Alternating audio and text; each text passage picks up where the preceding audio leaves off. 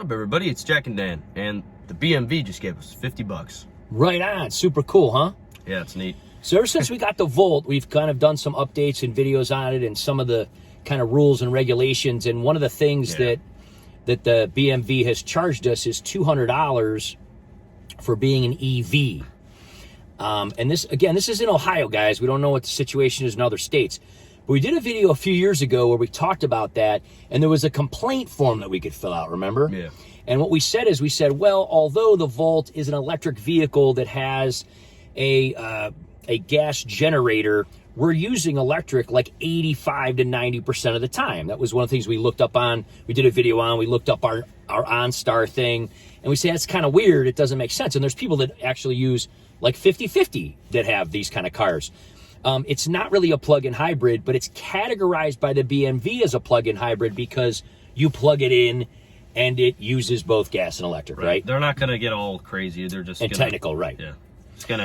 Just gonna label it how it is. So here's what happened this year. My birthday is very late in the year, around Thanksgiving time. That's why you're seeing this now. This went into effect actually at the beginning of this year. So here's how we found out about it. I got an e-check notification, right? Yes. Now, normally these kind of cars would not have to go get an e-check or anything like that. But I thought that's kind of weird, but I'm going to follow the, rules and everything. Well, there happens to be an e-check station literally on the way home from the gym. I pass it almost every single morning, and I go, no big deal. I pulled in. The little guy who was running the show there just said, all right, whatever. And I asked him, I said, do you want me to put it in a hold mode while you're doing this? Because I never did one before, and that would make sense to me. And he was like, I don't know, whatever. He was just like the guy that works at the thing. So anyway, he did all the stuff. I did put it in hold mode because, I don't know, it made sense to me. Well, I mean, that's the only way it would get emissions. Right. So. But I didn't know. I was just following the thing. So anyway, he gave me everything. Everything passed and everything was fine, obviously. But the boss dude who worked for the EPA came out and said, hey, you shouldn't have, you don't need to get an e-check. And I said, well, that's what I thought. I got a notification. I'm, going to get my plates and everything. My birthday's coming up and all that, get new tags and everything. So I'm just following the rules. And he goes, well, some hairs might have got crossed somewhere because they changed the charging for that. What they charge for the plates. And I said, oh, really? We had not heard about that.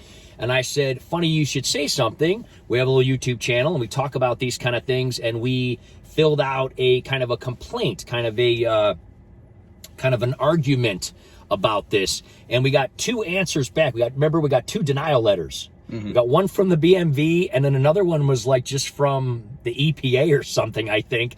And we did a video on that. It was a few years ago, and we just got denied. And we said, well, I guess that's just how it's going to be. Environmental Protection Agency, right? Yes. Yeah, I just thought, I'm like, let me try to figure out what that means. So basically we said, well, we're just going to have to pay $200 every year. So the fees and everything are they're gonna be like $55 or $56, and then $200 on top of that, so $256. But we thought, well, the whole purpose behind that was that we're not really buying gas hardly ever because we use electric like 90% of the time.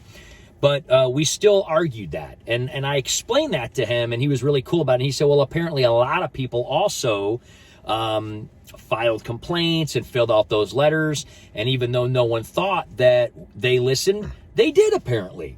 So they have 3 different divisions now, and you can see on here that our division, there's a hybrid, which they're going to charge you $100 extra. There's electric, which is going to be $200, and because they consider the Volt to be a plug-in hybrid, it's in between. It's $150. So it's kind of cool. So instead of being $256, it's only $206. But our plates are kind of old. We've had them for 6 years now, right? And we live in Cleveland, and there's salt and snow and rain and all this crazy stuff. So the plates were kind of starting to deteriorate, and you could get new plates for about $11.30 more, which we were going to do. And I said, well, if we're going to pay $217.80, and they're giving us $50 less for like $39 more or whatever, we can get new plates. We can get vanity plates, right? And so Jack said, cool, that'll help to theme the car more, right? So we have this car kind of themed after... More customized. Yeah, we have it themed after, even though it's not a Generation 1 like Jolt was in the Transformers comics and movies. It's not exactly lined up, so we're not full 100% geeks, but he was a Generation 1, and this is a Generation 2. But it doesn't matter, Yeah. It's still a Volt and it's blue. But it's blue, and it's a Volt, and we did some emblems, and you can see those videos, and we'll show you here in a minute. So anyway, we decided to do that, and the cool part is when you do it online these days, you can find out right away. You used to have to, I told Jack way back in the day when we had like van. Look at this guy on a Saturday afternoon, on a fall Saturday afternoon, falling asleep. So basically, here's what we did before Jack takes his nap. He's got his little screwdriver there, right?